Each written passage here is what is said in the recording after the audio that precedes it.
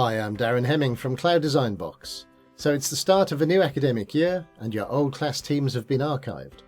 But teachers and students can get back to them in a couple of ways. If you have Cloud Design Box, then you can use our class dashboard to go back in time. But if you don't have that yet, I can show you how to find your archived classes in the Teams app. The class dashboard is a kind of time machine. It lets you go back in time to previous academic years so you can see your archived class teams. You can hop across to an old class notebook, or you can open the whole class team for a year.